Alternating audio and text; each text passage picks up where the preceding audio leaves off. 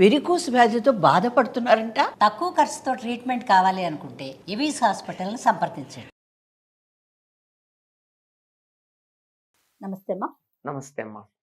అమ్మ, తమలపాకు చెట్టు, దీని మీద ఎన్ని చెట్టు కాదు తీగ.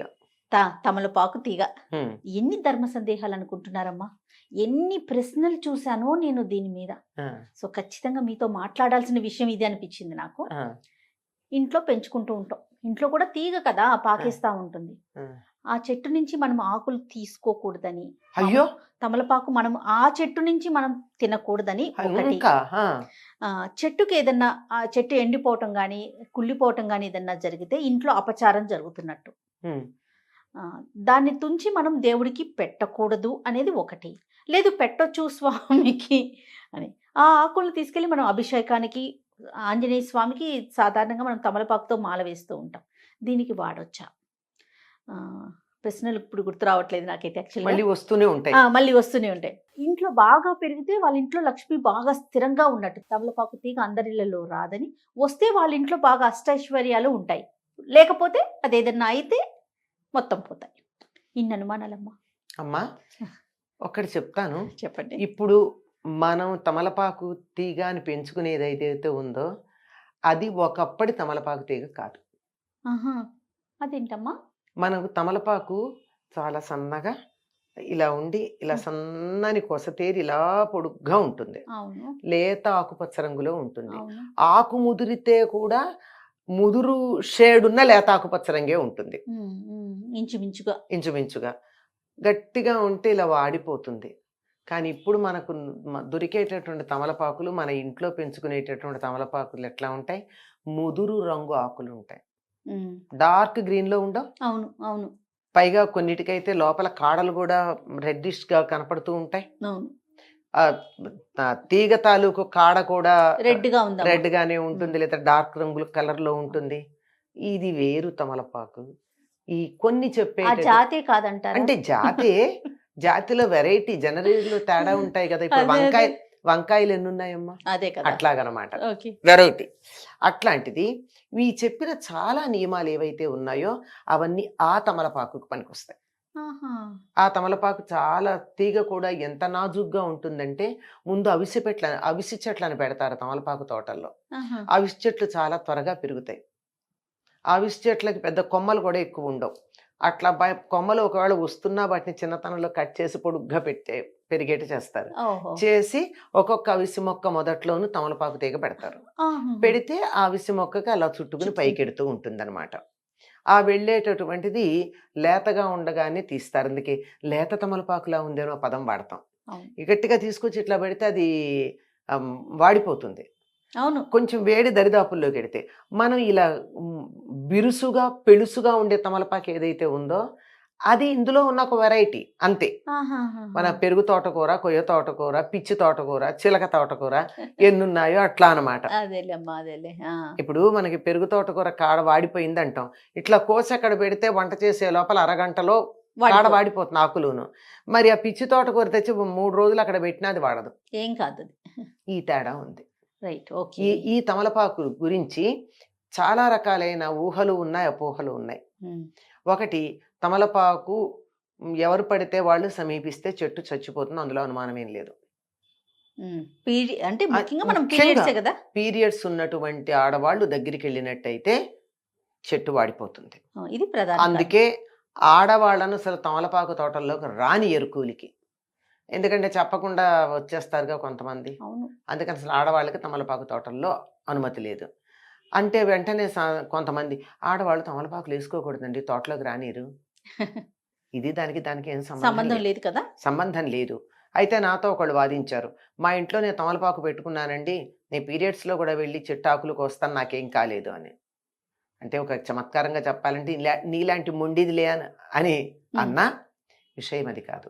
ఇది ఆ తమలపాకు కాదు, ఇది క్రాస్ బ్రీడ్ వెరైటీ. ఇప్పుడు కలకత్తా ఆకులు, కారపాకులు ఎన్నో ఉన్నాయి కదా. మనం మామూలుగా తమలపాకులు మనకి కారాకిళ్ళీలకు వేసే వేరు, కలకత్తా పాన్ వేరు, మీనాక్షి పాన్ వేరు, అవునట, చాలా ఉన్నాయి అమ్మా. సుమారుగా 100 రకాలు ఉన్నాయి తమలపాకులు తాంబూలాల్లో. ఒక్కొక్కటి 250, 300 రూపాయలు ఖరీదు చేసేటటువంటి తాంబూలం ఒక కిళ్ళి ఉంది, మీకు తెలుసా? తెలీదు, కానీ చాలా రకాలు ఉన్నాయని తెలుసు నాకు. ఒక్కటి ఇప్పుడు రేట్లు తెలీదు, 15-20 ఏళ్ల క్రితం 200, ఇప్పుడు ఎంతో నాకు తెలియదు. ఎక్కువే ఉంటుంది. అక్కడి నుంచి మనం తీసుకుంటే మనం మామూలు కిళ్ళి కూడా దగ్గరికి వెడితే కూడా సీదాపాన, ఇది ఇంకో పాన, మీఠా పాన, సీదాపాన, చాలియాన ఏవో చాలా అడుగుతాడు కదా, అవన్నీ తీసుకుంటే ఈ వెరైటీలన్నీ అక్కన పెడితే ఒక్కటి మీఠా పాన్కి నేను చెప్పినటువంటి మన లేత తమలపాకు పడతారు. ఈ కారాకిళ్ళీలు, మీనాక్షి ఇలాంటివి ఉన్నాయే, వీటన్నింటికి కలకత్తా పాన్. ఈ కలకత్తా పాన్కి పాన్ బనారసి వాలా పాట కూడా ఉంది కదా. మొన్న మోడీ గారు కూడా ప్రస్తావించారు, కాశీ గురించి పుష్కరాలకు వెళ్ళినప్పుడు తెలుగు వాళ్ళను ఉద్దేశించి మోడీ గారు మాట్లాడారు. ఆ సభలో ఉండేటటువంటి భాగ్యం నాకు కూడా లభించింది, అదే సభలో నేనున్నాను. ఆయన అక్కడ ప్రస్తావించిన వాటిల్లో ఇక్కడ బనారసి పాన్ చాలా ప్రసిద్ధి, మీరంతా తినండి అని కూడా చెప్పారు ఆయన. అలా అంటే తెలుగు వారి ప్రసిద్ధమైన విషయాలు చెప్తూ బెనారస్ లో ఏముంటాయో చెప్పిన వాటిల్లో ఇది చెప్పారు. అటువంటి వాటిల్లో కొన్ని వాడేటటువంటి ఆకులు తేడా ఉన్నాయే, వీటికి నాజూకుతనం ఉండదు, అట్లాంటి చెట్లకి ఏమీ కాదు. ఇప్పుడు మీరన్నటువంటి ఏమీ కాని వాటి సంగతి పెట్టి, మీరన్న ఈ నాజూకైనటువంటి సున్నితమైన తమలపాకు ఉన్నా అది ఇటువంటి ఇబ్బందిలో ఉన్నటువంటి వాళ్ళు, మైల సోకిన వాళ్ళు ఎవరైనా చావుకెళ్ళొచ్చి బట్టలు మార్చుకోకుండా చెట్టు దగ్గరికి వచ్చినా అవి వాడిపోతాయి అంతే. అందువల్ల వాటి దగ్గరికి వెళ్లకుండా కొంచెం జాగ్రత్తగా ఉండడమే తప్ప ఆ చెట్టు ఏమీ కాదు. ఒకవేళ ఎండిపోయింది అనుకోండి, అవన్నీ 1-2 ఏళ్ల కన్నా ఉండవు. అట్లాంటప్పుడు ఎండిపోతే ప్రమాదం ఏంటమ్మా? లక్ష్మీదేవి వెళ్ళిపోయినట్టు ఇంటికి అశుభము ఏమీ లేవమ్మా. అయితే ఒకటి ఏం చేస్తారంటే, సాధారణంగా తులసి కానీ ఇది కానీ అవి వాడిపోతే అశుభం అనుకున్న వాళ్ళు ఏం చేస్తారు, ఒక ఏడాది అవ్వగానే అందులో మళ్ళీ ఇంకో మొక్క పెడతారు. పాత మొక్క ఎండిపోతుంది, కొత్త మొక్క ఉంటుంది. అమ్మా అది ఒక కుండీలో నుంచి కొంచెం పక్కకు వచ్చి అక్కడ మట్టి ఉంది అనుకోండి, మళ్ళీ అక్కడ వచ్చేస్తుంది. అక్కడ వచ్చేస్తుంది, దీన్ని తీసి అందులో పెట్టేసుకోండి. మీ కుండీలో ఎండిపోయిందన్న బెంగ మీకు లేదు. ఈ విత్తనాలు అందులోనే పడేస్తే అవును ఆ కోటలోనే పాత మొక్క ఎండిపోగానే కొత్త మొక్కలు వస్తాయి. ఎప్పుడూ నీకు నిండుగా ఉండాలి, తులసి కోటలో మొక్క ఉండాలని చెప్పిన ఉద్దేశం తప్ప, ఏ కారణంగా ఎండిపోతే నీకు ఏదో దరిద్రం వచ్చింది అని భయపెట్టేసి ఆత్మహత్యలు చేసుకునే స్థాయికి తీసుకొస్తే ఎట్లాగమ్మా? అవునమ్మా, అవును. అశుభం.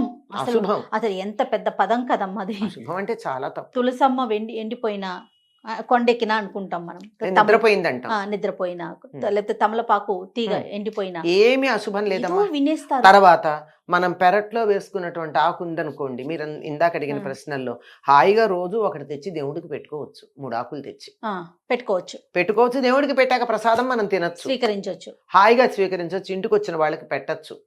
లేదు తీగ ఎక్కువగా ఉంది, 10 మందికి తాంబూలాలు ఇచ్చుకోండి, ఏం పర్వాలా. లో చేసే అమ్మాయి ఏదో శ్రావణ మాసంలో, ఆషాఢ మాసంలో నేరుడు మేము తాంబూలాలు ఇచ్చుకోవాలమ్మా, త్వరగా పెడతానంటే, మా తమలపాకులు కొనుక్కోకమ్మా, నేను మా ఇంట్లో ఆకులు ఇస్తానని చెప్పి పంపించాను. అంతే, సింపుల్ కదమ్మా. అది అందులో ఈ ఆకుల్లో బిరుసుగా ఉండే ఆకులకి ఏమీ వర్తించదమ్మా, సున్నితంగా ఉండే ఆకులకు వర్తిస్తుంది. ఇవి తినచ్చు, అవి తినచ్చు, తప్పేం లేదు. అవి కొంచెం నాజుకు, ఇవి కొంచెం మన స్థాయి, అంతకన్నా ఇంకేం లేదు. అంతేకాని ఏమీ బెంగపడాల్సిన పని లేదు. అసలు ఇలాంటి వాటితో మన జీవితాలని, మన భవిష్యత్తుని, మన ఫ్యూచర్ని ఇవా నిర్ణయించేది. మా అసలుకి ఏం లేకపోయినా చుట్టుపక్కన ఎవరో ఒకళ్ళు అనటంతో అదొక టెన్షన్ లాంటిది క్రియేట్. అసలు వాళ్ళని ఎడ్యుకేట్ చేసుకుంటూ పెడితే సరి. మనం వాళ్ళని అనే బదులు మనమే వాళ్ళని ఎడ్యుకేట్ అయితే కాదమ్మా, వాళ్ళు మనంటే మనం బాధపడే బదులు వాళ్ళని ఎడ్యుకేట్ చేద్దాం. అంతే చేసుకోండి. వాళ్ళ మాట మనం ఎందుకు వినాలి, మన మాట వాళ్ళు అంటే సత్యమైనప్పుడు అంతే. మన దగ్గర మనం స్వామి ముందు పెట్టకపోయినా కూడా మనం తీసుకొని తినొచ్చు, తప్పేం లేదు. ఇంట్లో ఉన్న తమలపాకుని మనం స్వీకరించవచ్చు. తప్పనిసరి. సాధారణంగా మనం తులసి చెట్టుకి పూజ చేసే చెట్టుని తీసుకోము, పక్కన ఇంకొక చెట్టు పెట్టుకొని తింటూ ఉంటాం కదా. తినడం కాదమ్మా, దేవుడికి పెట్టడానికి కూడా పూజ చేసే చెట్టు నుంచి తీయం, పక్కన ఉన్నటువంటి దాంట్లో నుంచి తీస్తాం. దానికి పూజ చేస్తూ దాని నుంచి ఎందుకు తీస్తాం?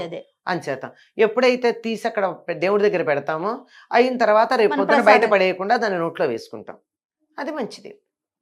కానీ అత్యవసరమై 2వ చెట్టు లేదు, ఇంట్లో పసిపిల్లలు ఉన్నారు, ఆ పసిపిల్లలకి దగ్గు వచ్చింది, బయటికి వెళ్ళే వీలు లేదు, వానగా ఉంది, ఇప్పుడు నేను ఆ నియమం పాటిస్తానని కూర్చుంటే పిల్ల అనారోగ్యం ముఖ్యమా, తులసికి దండం పెట్టమ్మా, నిన్ను నేను దేవతా స్వరూపంగా భావించి నీ అనుగ్రహంగా ఒక ఆకు తీసుకుని నా బిడ్డకి నేను రసం ఇస్తాను అని నమస్కారం చేసి కోసుకుంటే తప్పేం లేదు. ఆవిడ అనుగ్రహిస్తుంది.